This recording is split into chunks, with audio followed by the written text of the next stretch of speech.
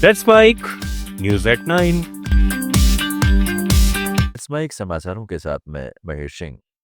अमेरिकी राष्ट्रपति Donald Trump की अगुवाई वाले गजा पीस बोर्ड में भारत को शामिल होने का न्योता मिला है, लेकिन ग्लोबल ट्रेड रिसर्च इनिशिएटिव यानी GTRI की रिपोर्ट में चेतावनी दी गई है कि ये भारत की बहुपक्षीय साख और फिलिस्तीन नीति के लिए जोखिम भरा हो सकता है। रिपोर्ट कहती है कि बोर्ड संयुक्त राष्ट्र के ढांचे से बाहर है, जिसमें फिलिस्तीन का कोई सीधा प्रतिनिधित्व नहीं है। इससे फैसलों की वैधता पर सवाल उठ सकते हैं। भारत हमेशा से फिलिस्तीनी आत्मनिर्णय और संप्रभुता का समर्थक रहा है, इसलिए औपचारिक सदस्यता से दूर रहकर सिर्फ मानवीय सहायता देना बेहतर होगा। ट्रंप की गजा को मिडिल ईस्ट का रिवेरा बनाने वाली सोच और बोर्ड की व्यावसायिक प्रकृति पर भी रिपोर्ट ने आशंका जताई है, जहां रियल एस्टेट प्रोजेक्ट्स को प्राथमिकता मिल सकती है। बोर्ड ने अमेरिका विदेश मंत्री मार्को रूबियो और जेरेड कुशनर जैसे नाम हैं, लेकिन इजराइल का प्रभाव रहेगा, जबकि फिलिस्तीन की कोई भूमिका दिखाई नहीं देती। भारत को अपनी विदेश नीति की रक्षा करते हुए सतर्क रहना चाहिए।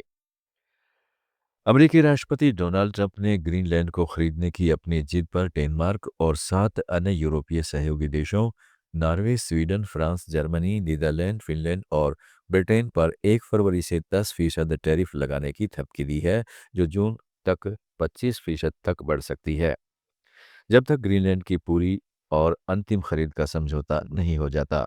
ट्रंप का कहना है कि ये आर्कटिक द्वीप अमेरिका की राष्ट्रीय सुरक्षा के लिए बेहद जरूरी है, लेकिन यूरोपीय देश इसे ब्लैकमेल बता रहे हैं और जवाबी कदम उठाने की तैयारी में है। इस तनातनी में वैश्विक व्यापार में अनिश्चितता बढ़ गई है और निवेशक सोने चांदी जैसे सुरक्षित विकल्पों की ओर बढ़ रहे हैं। भारत के लिए ये एक बड़ा मौका हो सकता है।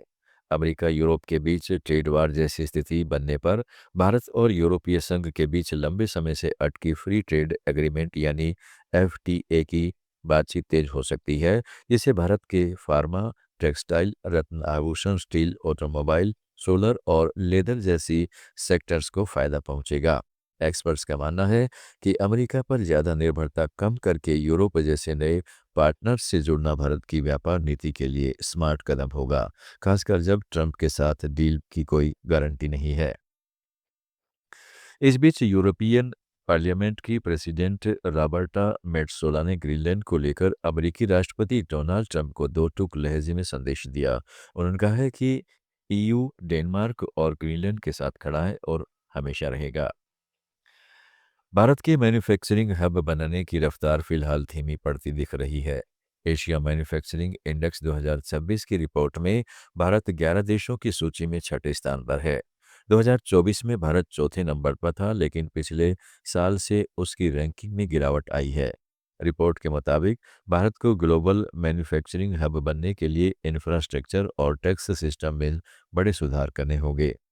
इंडेक्स में चीन पहले नंबर पर बना हुआ है, जबकि मलेशिया ने लंबी छलांग लगाकर दूसरा स्थान हासिल किया है। वियतनाम तीसरे, सिंगापुर चौथे और दक्षिण कोरिया 5वें नंबर पर है। भारत की सबसे बड़ी ताकत उसकी विशाल वर्कफोर्स और बढ़ता घरेलू बाजार है। DLI स्कीम से इलेक्ट्रॉनिक्स और फार्मा सेक्टर में निवेश बढ़ा है, लेकिन कमजोरी भी बढ़ी है। इंफ्रास्ट्रक्चर, लॉजिस्टिक्स, लागत, टैक्स पॉलिसी और भ्रष्टाचार को लेकर भारत पीछे है। विशेषज्ञों का कहना है कि अगर मेक इन इंडिया को सफल बनाना है, तो रेगुलेटरी सिस्टम को आसान और स्किल डेवलपमेंट को मजबूत करना होगा। सुधार हुए तो भारत आने वाले सालों में वियतनाम और मलेशिया को कड़ी टक्कर दे सकता है। आप सुन रहे थे let's make more than radio. Follow कीजिए हमें हमारे सोशल मीडिया प्लेटफॉर्म्स पर। It's time for news. It's time for more than radio. Presenting the first radio news app, Let's Mic. Let's Mic, a news-based app on your phone where you get to watch and listen news, talk shows, interviews, radio show podcasts.